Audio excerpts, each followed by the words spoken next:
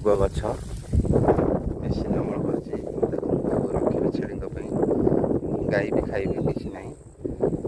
ଗାଈ ଛେଳି ଆରାମସେ ଖାଇବେ। ବଢ଼ିଆ ଶୁଖିଲା ପୁରା ଗଛ। ଇଏ ହେଉଛି ବୋତି, ତାର ବୋତି ଯେଉଁଟା କହୁଛନ୍ତି ଫଳ ଚୋପା ଆଉ ପତ୍ର ମିଶା ଅଛି। ଏଥିରେ ଗୁଣ୍ଡ ଗାଣ୍ଡି ରୁହେ, ମାଟି ଫାଟି ବାଲି ଫାଲି ରୁହେ। ତାକୁ ଟିକେ ଯତ୍ନ ସହକାରେ ହେଉଛି ନେଲେ ଦେଖନ୍ତୁ ଆଜି କିଛି ନାହିଁ, ଖାଲି ହେଉଛି ପତ୍ର ଆଉ ଫଳ ଚୋପା। ଆ ଦେହରେ ବି କିଛି ନାହିଁ। ଗଛ ଆ ଦେହରେ କିଛି ନାହିଁ। ଛେଳି ଖାଇଲେ କିଛି ଅସୁବିଧା ନାହିଁ। କିନ୍ତୁ ଯେଉଁ ବୋତିଟା ଦେବେ ସେଟାକୁ, ତା ଗୁଣ୍ଡଟାକୁ ଝାଡ଼ିକି ଯଦି ନ ରଖିବେ ତାହେଲେ ଖାଇଲେ ଛେଳି ସେଇଟା ଯାହା ମାଟି ଫାଟି ଥାଏ ଝାଡ଼ା କରେ। ତେଣୁକରି ଆମର ସବୁ ଏଠି ସବୁ ମେସିନ୍ ଅମଳ କରିଛି। ଦେଖୁଛନ୍ତି ଗଦା କେତେ ସବୁ ହେଉଛି।